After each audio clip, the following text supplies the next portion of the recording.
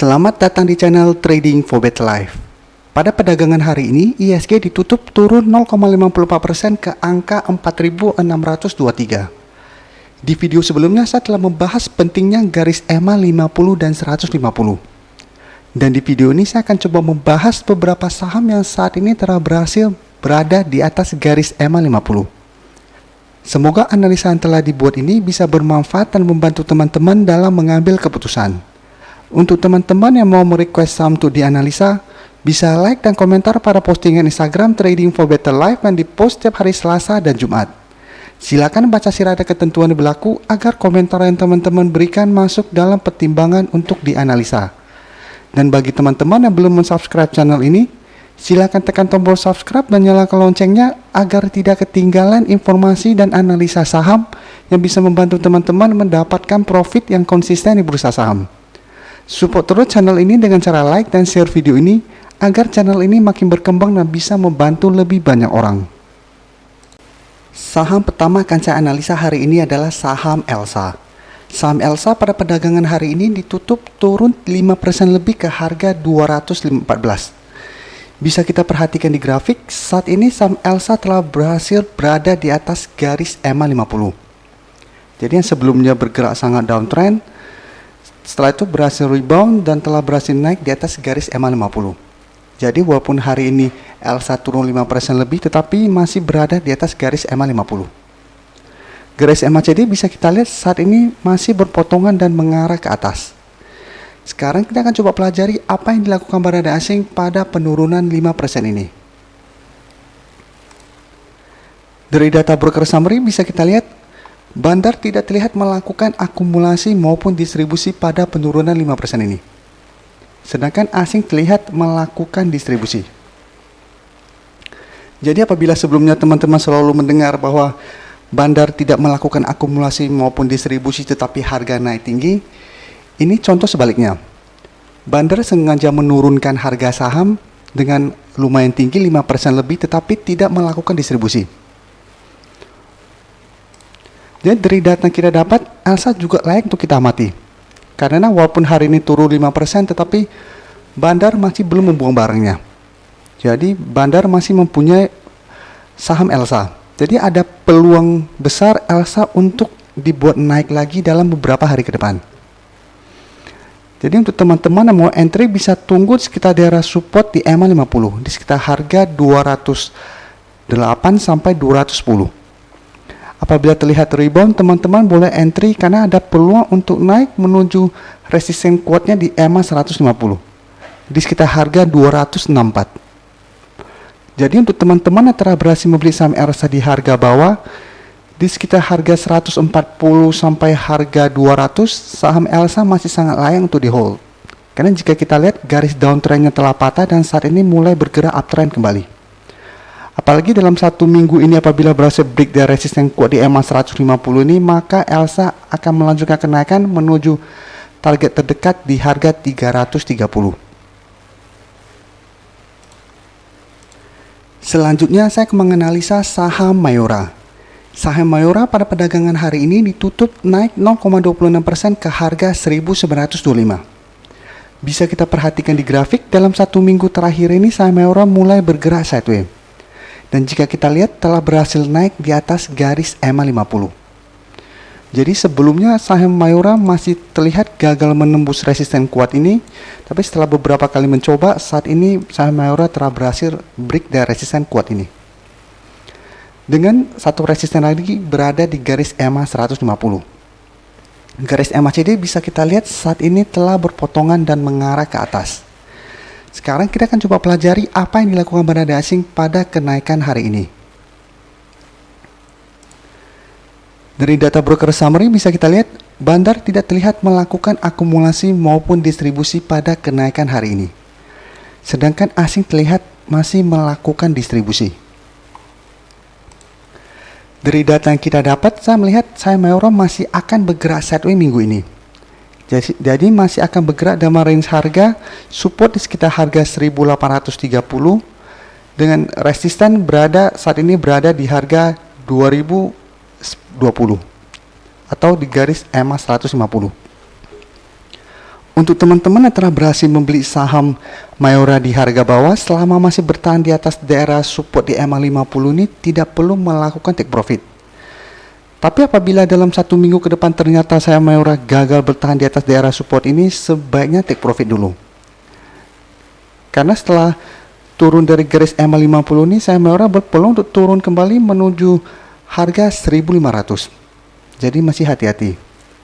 Tapi apabila dalam 1 minggu ini terlihat adanya banyak akumulasi yang dilakukan oleh bandar dan berhasil break dari garis EMA 150 ini, maka saham Mayora akan sangat uptrend untuk jangka pendek.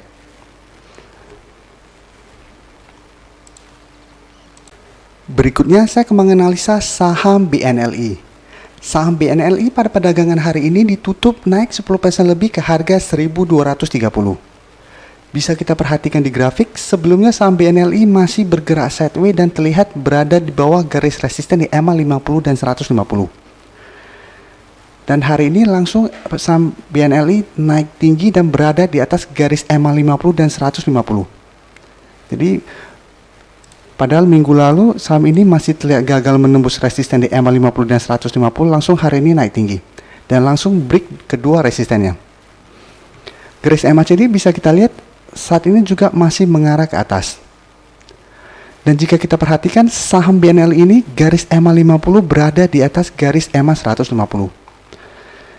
Saat ini sangat jarang saham-saham yang garis EMA 50-nya berada di atas garis EMA 150.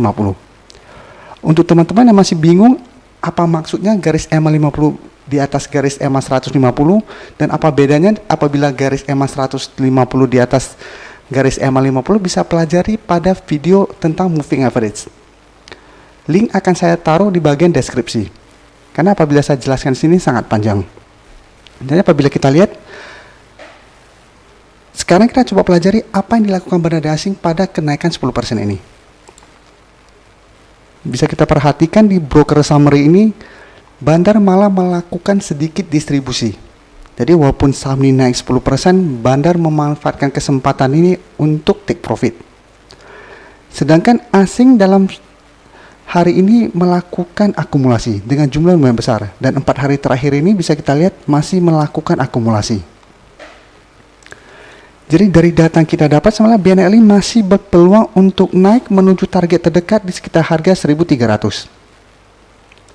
Di sekitar daerah sini. Jadi untuk teman-teman yang hari ini berhasil membeli saham BNLI, sebaiknya take profit apabila dalam 1 minggu ini BNLI mulai turun saat mendekati atau menyentuh harga 1.300.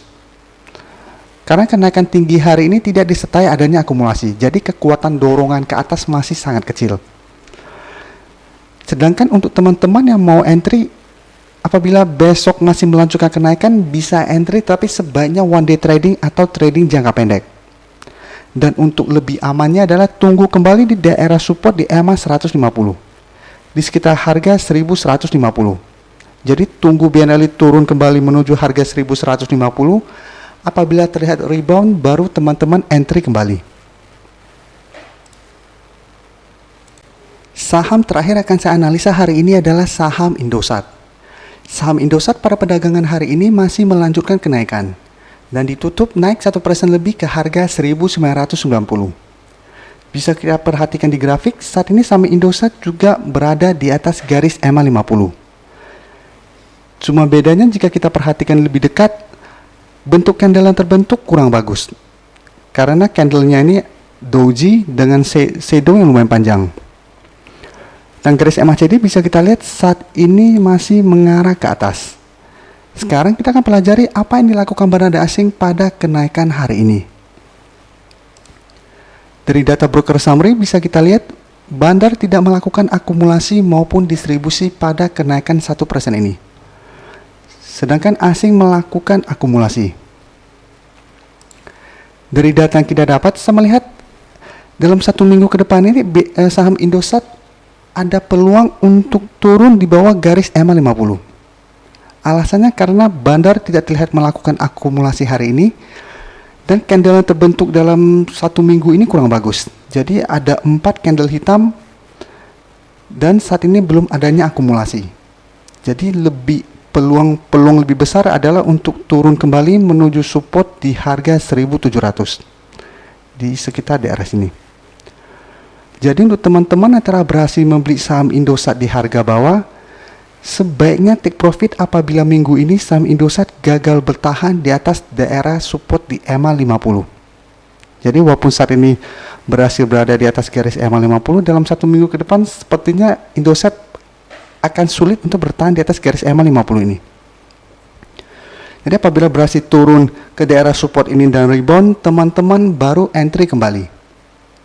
Tapi untuk saat ini waspada terus apabila Indosat masih melanjutkan penurunan.